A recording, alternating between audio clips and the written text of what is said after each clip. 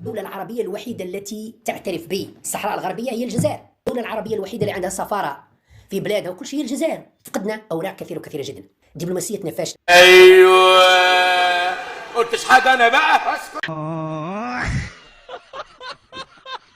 ظهر الحق وزهق الباطل.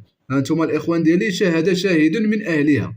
بن سديرة الجزائري كيعترف باللسان ديالو بان الجزائر هي الدولة الوحيدة، الدولة العربية الوحيدة اللي كتهضر على الصحراء الغربية ودايره لها التسمية الصحراء الغربية، وكتهضر على الصحراء الغربية وكتعترف بالصحراء الغربية. اما ما كايناش شي دولة عربية او في العالم معترفين بهاد الدولة، حيت اصلا غير عصابة، هادو غير عصابة. والدولة الوحيدة اللي معترفة بهاد العصابة هادي وهي العصابة الكبرانات اللي تا هما غير عصابة.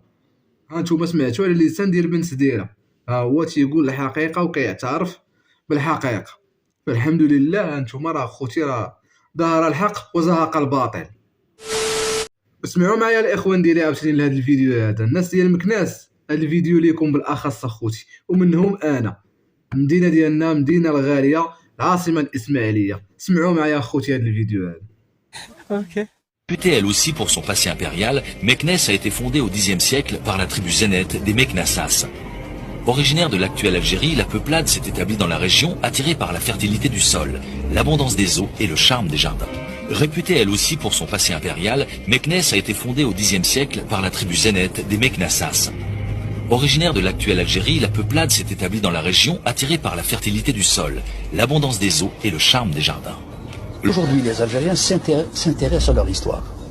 Et en nous intéressant à notre histoire, il faut qu'on récupère ce patrimoine.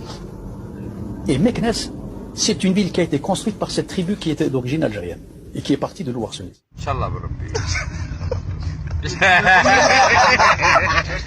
الله الله، واش في خباركم الناس مكناس هادشي هذا ولا لا؟ انا بعدا ما في خباريش، انا ولد مكناس من مدينه مكناس العاصمه الاسماعيليه. ما في خباريش هادشي هذا، ما في خباريش بان مكناس ولات جزائريه. العاصمه الاسماعيليه قال لك جزائريه. اخوتي هادو راه الهربه اخوتي معاهم راه بزاف، راه لا اله الا الله محمد رسول الله. ما خلاو مكناس، ما خلاو فاس، جامعة القرويين قال لك حتى هي راه قال لك جزائرية. اهرامات مصر جزائريين. برج ايفيل اللي درنا عليه فيديو سابق قال لك جزائري. مكة المكرمة جزائرية. فين غادي؟ فين هو غادي؟ ايوا خوتي راه بزاف بزاف، تيقول لك الهضره بزاف وسط كتحسد. هاد الناس هادو صافي راه ترفع عليهم القلم، راه اللي شافوها ولاد ديالهم، راه لا اله الا الله محمد رسول الله. وبالرجل اخوتي بغيت كاع الناس مكناس تنزل التعاليق وتكتب لهم شي تعليق لهاد الكراغيره اللي كيقولوا لك بان مكناس جزائريه. ما تبخلوش علينا اخوتي، هجموا عليهم في لي كومونتير بالرجوله. ودابا الاخوان ديالي غادي نشوفوا الاعلام الكرغولي عاوتاني اللي مقرب لها في البلاطه عاوتاني، وقال لك بانهم هما تيصيفطوا المساعدات للعالم كامل، بان الجزائر كتساعد العالم كامل وكتساعد افريقيا، وهي اللي كتفورني على افريقيا، وهي اللي مسلفه افريقيا. انت تتكلم جد؟ بيان سور. المساعدات ديال الجزائر واصله للعالم الاخوان ديالي، باش بالدعاء فقط. كتشوف البلاد ديالهم فيها اكبر طوابير، وساعدوا هاد الناس هادو ما يبقاوش يشدوا الطابور. واش انت يا المواطنين ديالك كيشدوا الطوابير تينوضوا مع 7 الصباح باش يشد الطابور على الحليب، كتقول لي ساعدتي العالم؟ لا حول ولا قوه الا بالله. بلا ما نحرق لكم المراحل الاخوان، خليكم تشوفوا الفيديو، ما تبخلوش علينا بلي لايك، لي كومونتير، بارطاجيو الفيديو مع الاصدقاء ديالكم اللي كيشوفني لاول مره ينزل ويشارك ويفعل زر الجرس باش يوصلوا كاع الجديد ديالي اخوتي. وبلا ما نطول عليكم خليكم تشوفوا الفيديو على بركه الله. المو على فرنسا راهي في وضعيه واحد المثل الشعبي عندنا متداول، يقول لك الحاصل اللي يشد في السدره. الحاصل اللي يشد في السدره. الان فرنسا الوضع تاعها تتكلم على اعانات، يعني والله شيء مضحك، يعني تتكلم على اعانات هذه الاعانه اللي كامل كما راهي هي 131.79 مليون اورو بالرقم، مادام هما راهم يتكلموا بالارقام نعطوا بالارقام وبالتفصيل حتى المواطن الجزائري يفهم. 131.79 مليون اورو.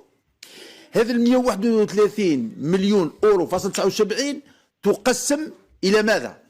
106 مليون اورو لم تخرج من فرنسا اصلا، بقات في الجامعات وفي المدارس الفرنسيه تكون الاجانب من بينهم الجزائريين، تخرجهم اطارات باش توظفهم في القطاعات المختلفه في فرنسا. اذا 106 مليون قعدت في فرنسا. 24 مليون اللي بقات لمن؟ للمنظمات الغير الحكوميه، للغه الفرنسيه وتواجدها في الجزائر، إضافة إلى المجال الثقافي الفرنسي حتى تحط الأرجل تاعها في الجزائر وفي شمال إفريقيا، بالإضافة إلى مبلغ تاع التجسس داخل في إطار التجسس وضرب استقرار البلاد وكاع يعني وبالتالي كاين 24 و106. بس هذيك ثاني عندها ميزانية. كاينة حاجة بس غير معلنة تاع التجسس. كاينة حاجة واحدة أخرى. اللي يعقل انك تتكلم مع دوله اللي مسحت ديون افريقيا واعطات مليار دولار للتنميه في افريقيا، واعطات مشاركه لبنك البريكس بمليار ونص، واعطات على شكل سندات 5 ملايير للصندوق النقد الدولي، تتكلم لي على مبلغ زهيد. مبلغ هذا انا كنت نسقسي قبل الحصه، قلت له شحال المبلغ الاجر تاع لاعب تاع كره القدم؟ يعني هذا المبلغ اللي يتكلموا عليه هو اجر شهري او تاع سنه للاعب تاع كره القدم. ماهيش دوله نوويه بالحجم اللي تدعى به فرنسا انها تتكلم على رقم زهيد جدا، وتتكلم مع دوله اللي تملك يعني امام العالم نمتلك الجزائر تمتلك ثروات النفط كذا كذا وماده ارقام مساعدات يعني بدون ماناش منه، ولكن مساعدات من واجبنا ان نمدوها للشعوب المضطهده ولا للشعوب اللي كذا، ولكن مدينا يعني المبالغ اللي مديناها يعني لا تقارن بهذا المبلغ. وبالتالي هذه فزوره بغات ماهوش اليمين المتطرف. اليوم فرنسا الرسميه اللي راهي تتكلم، لان لما يخرج لك وزير داخليه هو اليمين المتطرف هو الذي يقبع في مراكز السلطه الان. هو الان اللي استحوذ. صحيح. لما نتكلم انا اليوم كمحلل نقول باللي فرنسا الرسميه هي اللي راهي تتكلم. اليوم فرنسا الوضع تاعها باش يعرف المواطن الجزائري الوضع تاعها، نذكروا الاخوه التراجع تاعها في افريقيا 1 2 التراجع تاعها بالنسبة للجزائر الشريك الاقتصادي الكبير، الوضع السيء في المجموعة الأوروبية. علاش الوضع السيء؟ الجانب الاقتصادي والسياسي إلى آخره.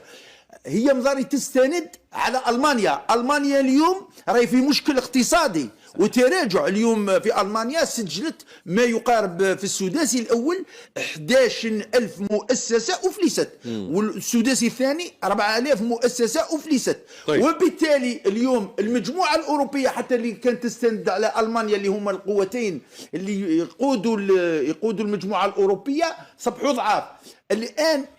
طيب أفهم من هذا الكلام بأن اسمح لي نزيد غير هذه فقط. زيد هذه العلاقه تاعها مع الولايات الامريكيه بوصول ترامب.